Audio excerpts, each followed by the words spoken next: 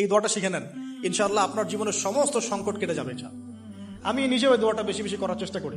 দোয়াটা হচ্ছে, মুসা আলাইহিস সালাম একটা গাছের নিচে হেলান দিয়ে বসলেন, বসে দেখলেন দুজন মেয়ে দাঁড়িয়ে আছে দূরে, পানি নিতে পারছে না, লোকজন পানি নিয়ে যাচ্ছে, ওরা দাঁড়িয়ে আছে বেচারি। মুসা আলাইহিস সালাম গিয়ে বললেন, কি সমস্যা আপনাদের? এটা নিয়ে আপনারা আবার মেয়েদের সাথে কথা বলার চেষ্টা করেন, ঠিক আছে? তো মাহারাম গায়রা মাহারাম মেনে চলে। তারা বললেন যে আমাদের বাবা অনেক বৃদ্ধ মানুষ, আমরা পানি নিতে পারি না যতক্ষণ না আমাদের কম পানি নিয়ে চলে যায়। মুসা আলাইহিস সালাম একটু বললাম না, ফিজিক্যালি খুব স্ট্রং ছিলেন, থাকে না বডি বিল্ডার, সামনে গিয়ে কথা বলে সরব পানি নিতে দাও, তখন মানুষ একটু মূল্যায়ন করে না। তো মুসা আলাইহিস সালাম এভাবে পানি নিয়ে দিলেন এবং বাছুরদেরকে পানি পান করালেন, করিয়ে গাছের নিচে এসে বসে আছে।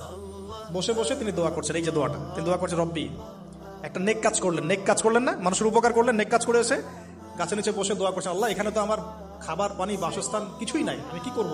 রব্বি ইন্নী লিমা আনজালতা ইলাইয়া মিন খায়রিন ফাকির, রব্বি ইন্নী লিমা আনজালতা ইলাইয়া মিন খায়রিন ফাকির। আবার বলেন, রব্বি ইন্নী লিমা আনজালতা ইলাইয়া মিন খায়রিন ফাকির। অর্থ হচ্ছে, হে আল্লাহ, তুমি তোমার পক্ষ থেকে আমার উপরে যে নিয়ামতগুলো দিবে, আমি এর জন্য ফকির হয়ে বসে আছি আল্লাহ।